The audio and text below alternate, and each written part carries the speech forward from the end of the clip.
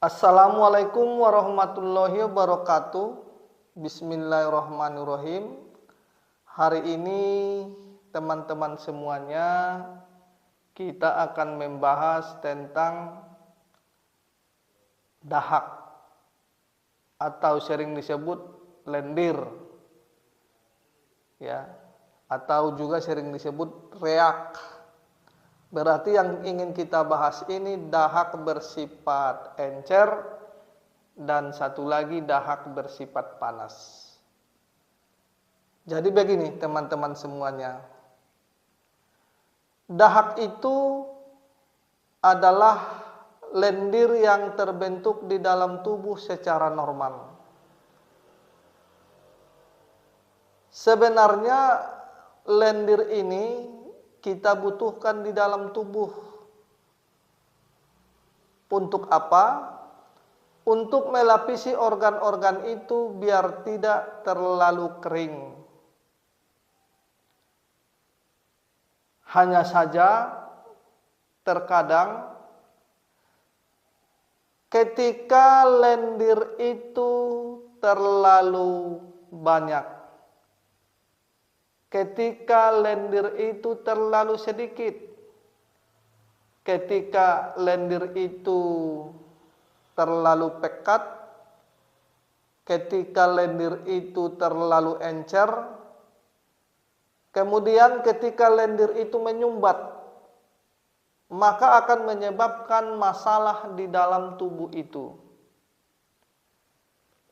Jadi kalau yang sering disebut lendir yang bersifat normal itu, yang pertama dia itu sifatnya jernih, yang kedua tidak terlalu kental dan tidak terlalu encer. Maka ini yang sering disebut lendir secara normal. Jadi ketika lendir itu berubah menjadi kental, kemudian warnanya putih dan mudah dikeluarkan, nah itu sering kita sebut dahak bersifat encer. Jadi ketika lendir tadi yang terbentuk di dalam tubuh kemudian dia jadi pekat, ya, kemudian warnanya agak kekuning-kuningan, seperti agak kemerah-merahan sedikit, kemudian sulit dikeluarkan, maka itu sering kita sebut dahak pekat. Jadi ketika lendir itu masih warnanya jernih, tapi dia terlalu banyak di dalam tubuh, kemudian dia mudah dikeluarkan, maka itu juga sering kita sebut dahak encer.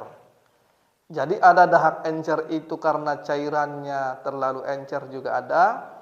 Ada dahak itu cairan itu tidak terlalu encer tapi tidak terlalu kental. Nah, ini juga masuk ke dahak encer, ya, warnanya putih. Pertanyaannya begini teman-teman semua. Pertanyaan ini sering masuk ke WA kita, ya. Apa penyebabnya lendir yang di dalam tubuh itu menjadi dahak bersifat encer? Yang satu lagi pertanyaannya itu, apa penyebabnya lendir yang terbentuk di dalam tubuh itu secara normal kemudian dia berubah jadi dahak pekat? Maka ini yang akan kita bahas hari ini.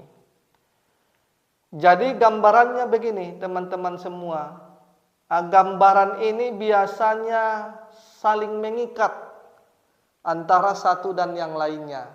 Contoh nih, ketika suasana di dalam tubuh itu terlalu lembab atau suhu tubuh itu terlalu lembab di dalam, atau sering dibahasakan ketika terlalu banyak unsur dingin di dalam tubuh daripada unsur panas, Ya. Nih, satu kondisi nih.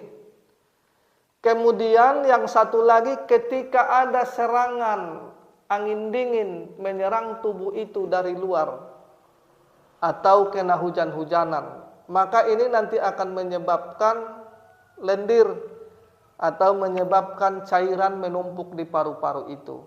Biasanya cairannya itu warnanya putih, terus encer dan mudah kita keluarkan.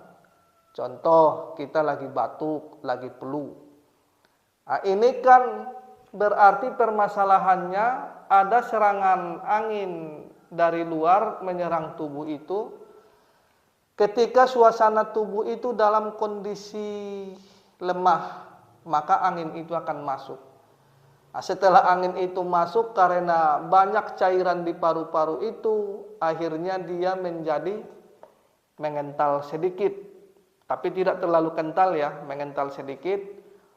Maka ini yang sering disebut itu dahak encer. Tetapi dahak encer itu biasanya adanya ini di tenggorokan, di kerongkongan, dan di paru. Maka ini mudah kita keluarkan.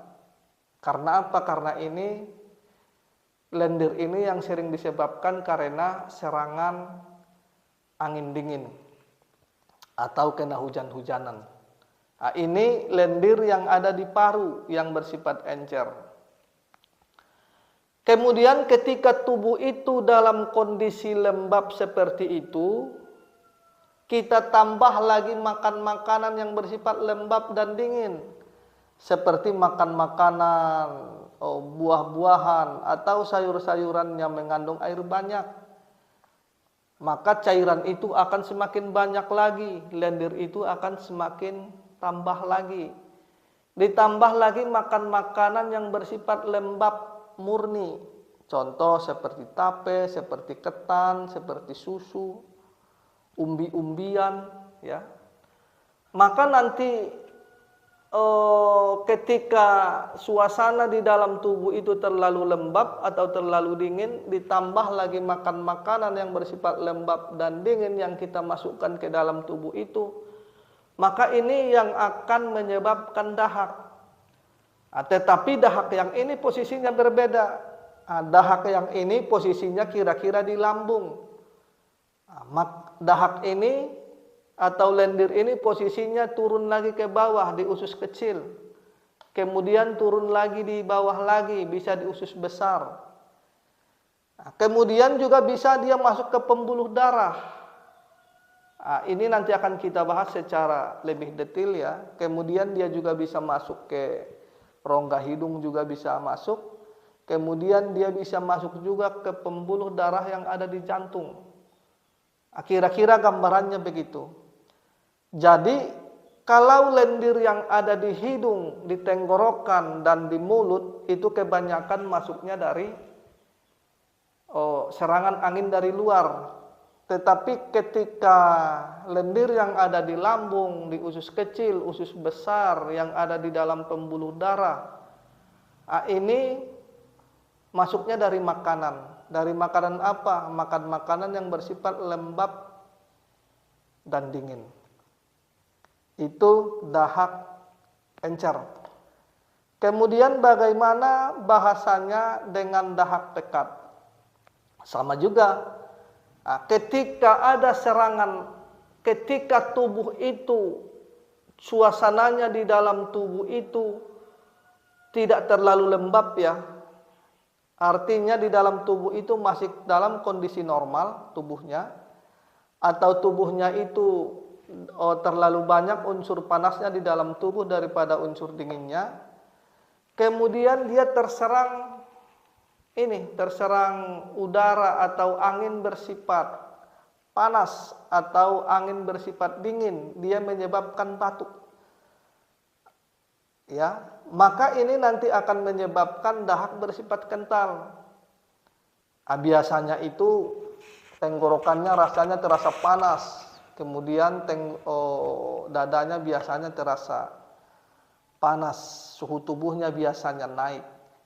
Ya, suhu tubuhnya tinggi, biasanya orangnya suaranya keras. Maka ketika angin ini menyerang tubuh itu, terjadi pertempuran antara daya tahan tubuh itu dan penyakit penyerang.